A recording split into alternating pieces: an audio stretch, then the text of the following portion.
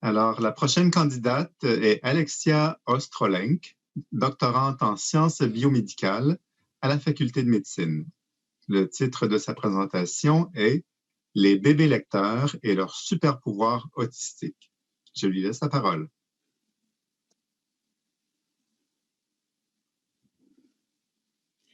Avez-vous déjà vu un enfant de 2 ans lire couramment? Moi oui, j'ai vu des petits-enfants autistes qui apprennent à lire très tôt sans qu'on leur enseigne explicitement.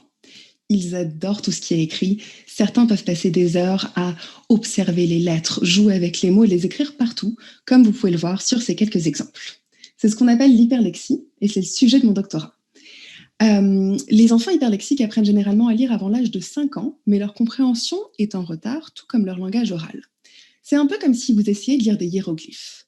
Vous serez capable d'identifier un lion, un oiseau, un œil, mais vous ne pourriez pas en extraire le sens.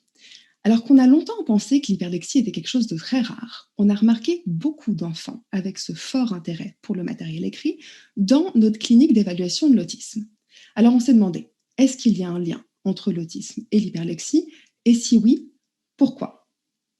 On a commencé par faire une revue de la littérature pour regarder ce qui avait été déjà publié sur ce sujet. J'ai trouvé dans les études existantes que 6 à 20% des autistes sont hyperlexiques. Et à l'inverse, la plupart des cas d'hyperlexie sont aussi sur le spectre autistique. Donc l'hyperlexie pourrait en fait être la capacité spéciale la plus fréquente en autisme, mais elle est très peu étudiée. Alors dans mon doctorat, j'essaie de comprendre pourquoi l'autisme et l'hyperlexie sont liés et comment l'hyperlexie se développe. Une de nos hypothèses, c'est que les enfants autistes qui sont très intéressés par le matériel écrit utilisent leurs capacités perceptuelles avancées qui ont déjà été démontrées en autisme pour apprendre à décoder des patterns comme les lettres et les mots. Pour mieux comprendre tout ça, je mène 3 études. La première, c'est des études de cas d'enfants autistes et hyperlexiques qui vont nous permettre d'observer très finement ce qu'ils font, comment ils le font, comment ça se développe quand ils grandissent et comment on peut les aider. La deuxième étude, c'est une étude de prévalence dans laquelle on estime la fréquence de cet intérêt intense pour le matériel écrit dans notre population clinique d'enfants autistes et on les compare à des enfants typiques. Je vais vous donner un scoop. Dans nos premiers résultats, jusqu'à 40% des enfants autistes auraient un intérêt intense ou exclusif pour le matériel écrit. C'est beaucoup.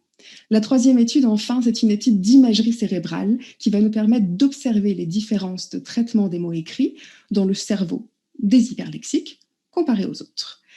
Alors pourquoi c'est important l'hyperlexie?